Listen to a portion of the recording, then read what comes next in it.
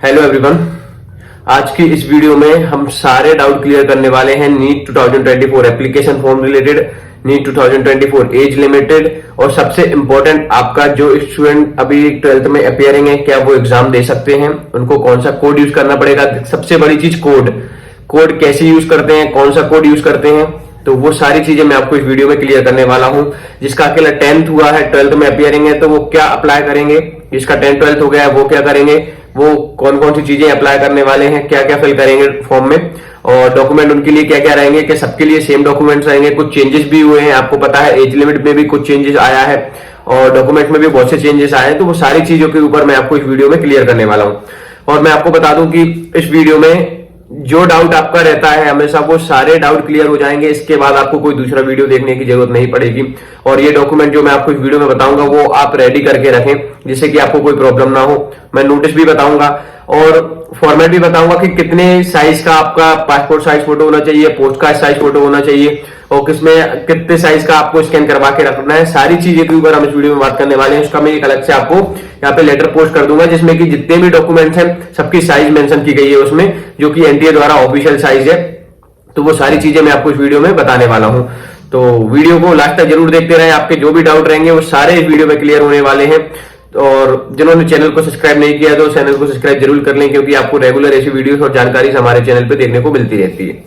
अब हम स्टार्ट करते हैं सबसे पहले कि सब्जेक्ट्स आपके क्या होने चाहिए। ये चीज आपको पता है कि ये बहुत बड़ा चेंज आया है इस बार से, और अधिकतर सभी नीट एस्पिरेंट्स को पता है। और बाकी जो स्टूडेंट ये सोचकर बैठे रहते थे कि हम नीट का एग्जाम नहीं दे पाएंगे या फिर हम नहीं कर पाएंगे, तो वो बिल्कुल सोचते ही नहीं है स्टार्टिंग से।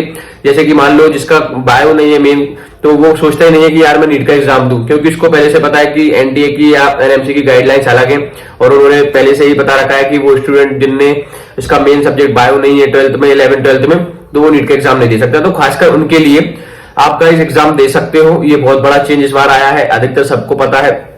और मैं आपको एक बार क्लियर कर देता हूं कि जिनका मेन सब्जेक्ट बायो नहीं है, एडिशनल में बायो है, वो स्टूडेंट भी एग्जाम दे सकते हैं। जैसे मान लो किसी का मैथ्स है, फिजिक्स केमिस्ट्री से वो कर रहा था, उसके साथ एडिशनल में बायो है उसका, तो वो भी नीट का एग्जाम दे सकता है।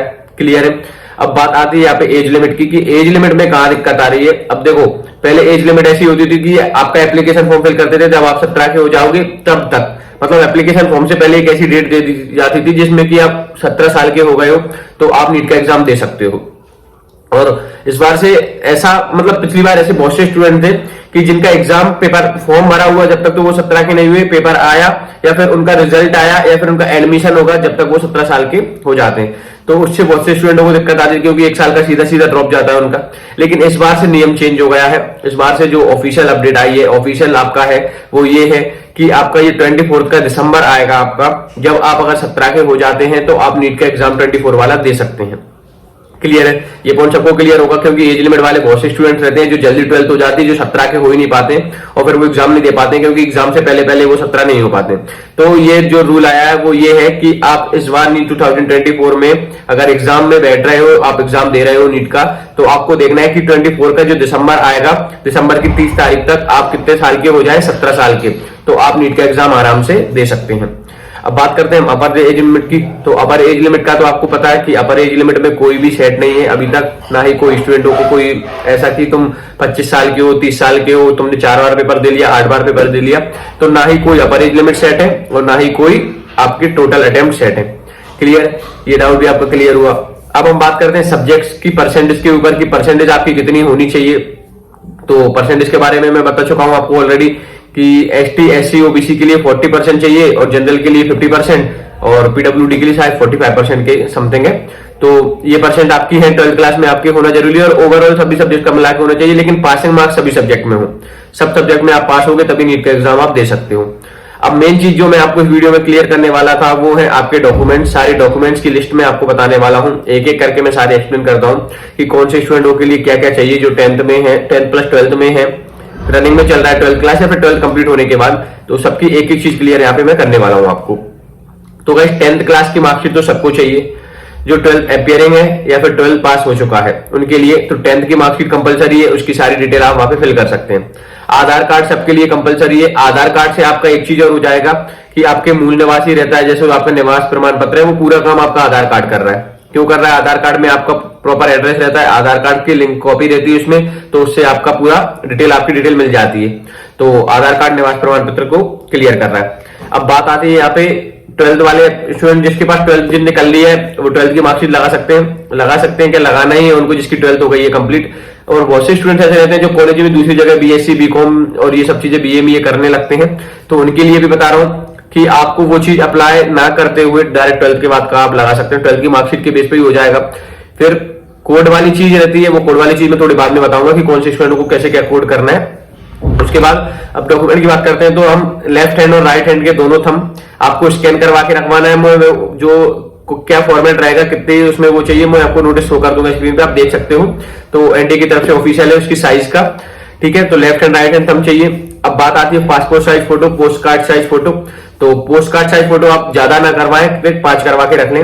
और पासपोर्ट साइज फोटोज आपके कम से कम 25 से 30 या 40 आपके होने चाहिए। और ये इसलिए होने चाहिए क्योंकि आपका एप्लीकेशन फॉर्म फिल होगा, इससे लेके आपका एडमिशन प्रोसेस हो जाएगा। एडमिशन प्रोसेस होने के बाद अगर आपको कोई स्कॉलरशिप मिलती है तो स्कॉलरशिप फॉर्म में भी सेम फोटो लगेगा।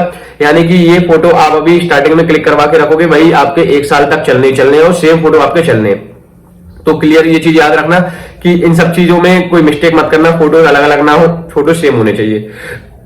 और एक सबसे अब इंपॉर्टेंट डॉक्यूमेंट के फॉर्म में जो है वो है आपका एक वैलिड फोन नंबर और एक वैलिड जीमेल, जिसपे कि एनटीए का जो भी मेल आए, एनटीए की तरफ से कोई भी अपडेट हो, सबसे पहले आपको मिले। आपको दूसरा अगर जीमेल आप लगाओगे तो वहां हजारों मेल आते हैं, बहुत सी चीजें ऐसी रहती हैं जिसकी वजह से आप कंफ्यूज हो जाओ या कोई जो अपडेट रहे एनटीए की तरफ से वो आप ना देख पाओ। इसलिए एक ऐसा वैलिड फोन नंबर रखना जो कि आपका हमेशा चालू रहे, एक ऐसी वैलिड जीमेल रखना जो कि आपकी एमबीबीएस कंप्लीट होने के बाद हमेशा तक रहे। तो ये 2 चीजें बहुत इंपॉर्टेंट है, इनको पहले से ही जो आप फॉर्म फिल करोगे एप्लीकेशन फॉर्म उसमें फिल करना है, तो ये पहले से ही बना के रखें और ऐसे रखें कि वो आपके कोई और किसी फ्रेंड के पास जीमेल ना हो या कहीं और किसी के पास ना हो, क्योंकि जिससे आप आराम से जो भी मेल आपके पास आए वो आप देख सकते हैं। 10th मार्कशीट आपकी हो गई है, आधार कार्ड आपका हो ही गया है और left and right hand thumb आपका हो गया है, और यही डॉक्यूमेंट्स आपके लगते हैं मेन। और मूल निवासी का मैंने आपको बता ही दिया, आधार कार्ड से ही हो जाएगा आपका। अब बात करते हैं हम आय प्रमाण पत्र की। तो आय प्रमाण पत्र आपका डॉक्यूमेंट हर एक चीज में लगेगा और वो आपका रिसेंटली 1 दिन में ही बन जाता है, तो वो आप अभी बनवा सकते हैं अगर आपका अपडेटेड नहीं है तो। लेकिन गाइस डॉक्यूमेंट सारे आपके अपडेटेड होने चाहिए, और इसमें अभी तो कोई ऐसे डॉक्यूमेंट नहीं है जिनको आप अपडेट करवा सको। मेन चीज यही है कि मूल निवासी इसको करवा सकते हो, और इसको आप ये आय प्रमाण पत्र इसको करवा सकते हो, और एक ईडब्ल्यू सर्टिफिकेट, तो इसको भी आप अपडेट करवा के रखें। यही छोटे छोटे डॉक्यूमेंट्स हैं आपके जिनमें कोई आपको कोई परेशानी नहीं आएगी, 1 से 2 दिन में आपके हो जाएंगे। बस आधार कार्ड की मिस्टेक देखना कि 10th 12th की मार्कशीट से बिल्कुल आधार कार्ड मैच करता है क्या।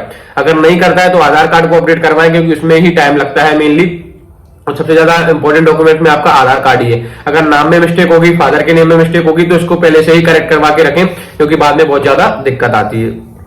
अब एक चीज और मैं आपको बता देता हूं कि जो मैं आपको नोटिस स्क्रीन पे शो कर रहा हूं, आप देख सकते हैं इसी साइज के आपके सारे फोटोज होने चाहिए, यही साइज आपका होना चाहिए।